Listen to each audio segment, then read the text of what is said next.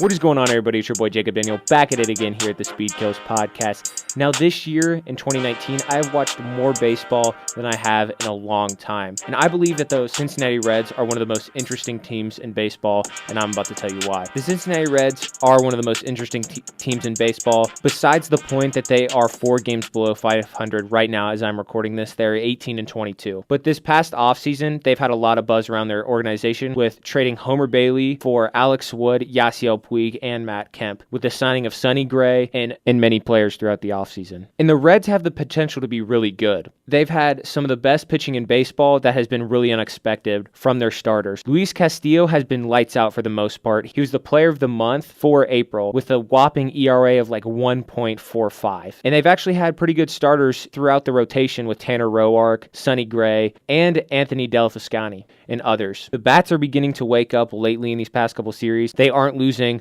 1-0 anymore or 2-0. They're starting to have those bats wake up and get hits. They have one of the best prospects in baseball in Nick Senzel, and they have a great bench. And this strategy that they're starting to do with the Reds, with bringing in players on prove me deals, has paid off. Jose Iglesias and Derek Dietrich have been major parts of the Reds early on in the season. Jose Iglesias is hitting .283 if I'm not mistaken, and he has come up with some big hits. Derek Dietrich has 10 home runs and I think over 25 RBI on the season. And he has a powerful bat with a great left-handed swing. And I've already talked about before how I love Derek Dietrich, and I think he's going to be a home name in Cincinnati. As well as Kyle Farmer, who was another player that was an ad through the Homer Bailey trade. And he has become a great bench player. And the Cincinnati Reds team has one of the best benches, I think, out there in Major League Baseball, with Jose Peraza coming off the bench with a great defensive skills. Kyle Farmer hitting, I think, 6 or 7 home runs off the bench. Jose Iglesias, if he's ever on the bench. Derek Dietrich coming off the bench if he's not starting. Kurt Castelli, as a backup catcher, has proven himself time and time again to be a decent backup to Tucker Barnhart. And I think he's one of the best backup catchers in Major League Baseball, and also has a great bat. And they're starting to have another strategy of, if their prospects are playing good, that they will move them up to the big leagues. Nick Senzel, he only played 11 games in the minor leagues until he got moved up to the major leagues. And he's had success early on. He's been batting leadoff for the Cincinnati Reds, and I think he's found a home in the leadoff spot for the Reds. Josh Van Meter was lighting AAA on fire, so they moved him up to the MLB, and he's become a key bench piece with DHing in some American League games, as well as being a fill-in and pinch hitting. Another reason that I think they're one of the most interesting teams in baseball is because of the characters on the Reds. We've seen the character of Joey Votto throughout these years, talking to fans, messing with fans, and just being himself. And a lot of Cincinnati loves to see Joey Votto just be himself and be really goofy on the field. Even though he's not had success, he's still having fun out there. A new character that's kind of emerged in the 2019 season is Jesse Winker. And I love seeing Jesse Winker just have fun out there. He has great handshakes with all the players, and all the players do have great handshakes with each other. Derek Dietrich, Eugenio Suarez, and just everyone else. When Jesse Winker waved goodbye to the Mets fans, that was great. That was absolutely great. And then the next game, the Mets fans were booing Winker.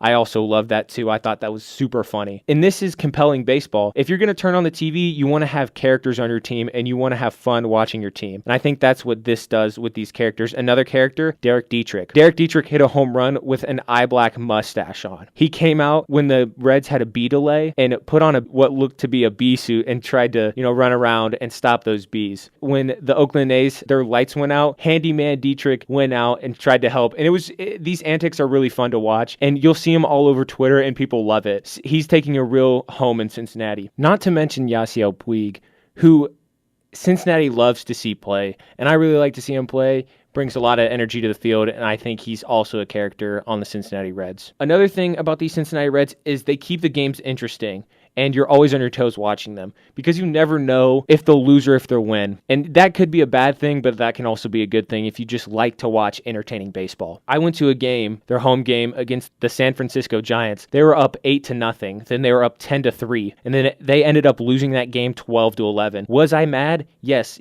I was mad that they lost, but I can't say that I was not interested and I didn't have fun watching that game, because it kept me on my toes. I liked close baseball, and I like interesting baseball. If it was a blowout win, I would have liked that too, but I was definitely happy seeing interesting baseball. Lately, they have had some of the most interesting games in baseball, whether it was when they hit back-to-back-to-back home runs in consecutive pitches against the Giants. They lost like I said, that they lost a 1-run lead when they were leading 8-0 and ended up losing 12-11. Then the next game, win 9-5 and hit 5 home runs in one game. And then the next series, get a no-hitter thrown against them. So it's never a boring game watching the Cincinnati Reds. And they honestly do have a chance to make the playoffs if they go on a run. I don't really think they do, but they have a chance to be a wild card team this year in 2019, especially if Puig starts hitting, Votto gets out of his kind of slump that he's been in lately, and Raisel Iglesias out of the bullpen is able to shut some games out or shut some games down at the end of the game. Because if all of those things hit, the hitting for the rest of the team has been good. The bullpen has been pretty decent, and starting pitching has been great. The Reds do play in one of the hardest leagues in Major League Baseball in the NL Central, with the Brewers, Pirates, Cardinals, and the Cubs as some of the most hardest teams to compete against in Major League Baseball.